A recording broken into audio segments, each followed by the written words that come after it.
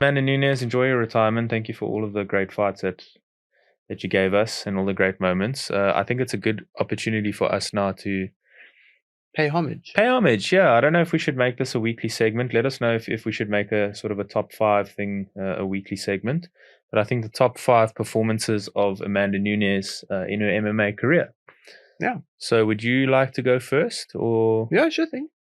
So number 5, it's got to be, I think, Sarah McMahon. Mhm. I think that was her first challenge. I think that that's like in terms of her UFC career, she had, I think it was 2 fights, Mhm. and then she lost to, I forget the name. Mm. And then it was someone else, also like a lower name, but Sarah McMahon was the first like challenge that she was given. Mhm. She just rose to it. I mean, it was second round, TKO, I think. Mm. Yeah.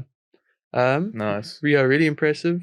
And then, okay, 4, it's got to be Ronda Rousey. Mhm. She's got to be on the list. Mhm. And I put it lower because like we didn't really see that much of Amanda.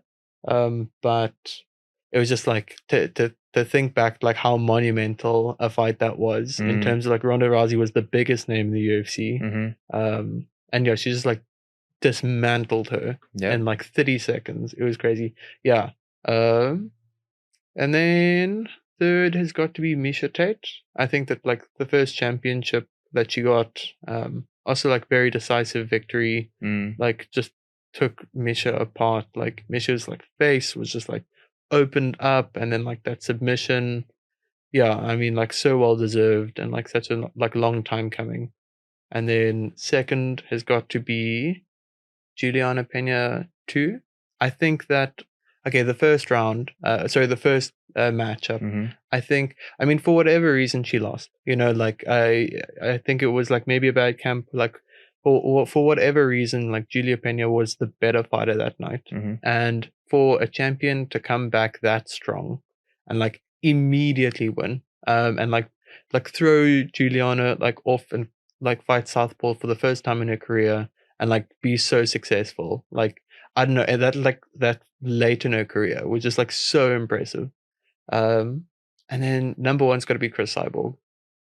Yeah, I mean, if you just look at Chris Cyborg's her resume, she's got 2 losses. The one was the debut, and then the other one's Amanda Nunes, and she's still successful. Mm. Like, and that just looking at like uh, her fights, you just see like all these green wins, and then like yeah, I don't know. Then this 1 minute Mm. loss to Amanda Nunes that was like a complete dominance. Yeah. Yeah, and I'm sure like so much of that win and so much of Amanda's wins, like similar with Aldana, was just her getting in these people's heads, and Mm. she's just a puzzle you can't solve. It's just Mm. like you can't grapple with her, you can't stand with her, like Power's a thing. yeah, Speed's a thing. yeah. It's just like she's the best, you know.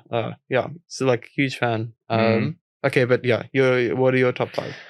I've got a very similar top five to you. I think we've got one different, Okay. and I think our order's a little bit different. So I've also got at number 5, I've gone for Ronda Rousey. The reason why it's at number 5, it has to be in there, like you say. The Mhm. reason why it's at number 5 is I think Ronda Rousey's aura was still there, but it was diminished a little bit after the Holly Holm fight. But she was also on her comeback trail, so it was still a potentially difficult fight for Nunes because you never knew if Ronda Rousey was going to make the adjustments she needed to make, work on her striking, do all of that. And she ended up retiring Ronda Rousey. So that has to be there. In at number 4, I've gone for Juliana Pena 2. Similar reason to what you say as well. So just to be able to, again, whatever reason she lost, after so many wins, after being on such a tear, losing and coming back and winning in such a dominant fashion. So, I mean, even if you look at people like Kamaru Usman, who had such a long dominant run, he didn't come back after that, lost to Leon Edwards and lost again. So to be able to do that, definitely number 3.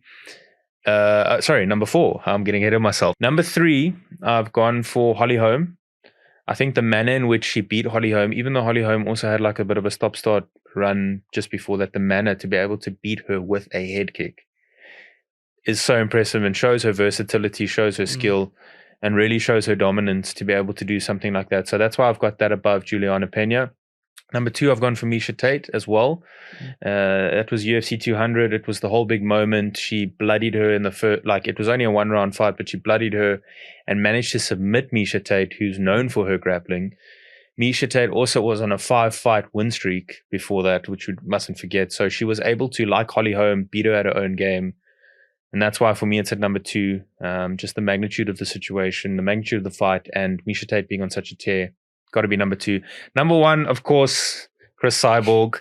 Of course it has to be. Chris Cyborg, like you say, ultra dominant. I mean, Chris Cyborg was unbeaten for 13 years before that. So her first fight she lost, came in there. I had Chris Cyborg winning. Okay. I mean, I remember watching that and then I was like, whoa. Yeah. Okay, now we have Amanda Nunes in that GOAT conversation, not just because of beating Cyborg, but how she beat Cyborg. Yeah. And like you say, Cyborg since has gone in and won all of her fights. And Cyborg is the closest thing to a Grand Slam champion for MMA that you get.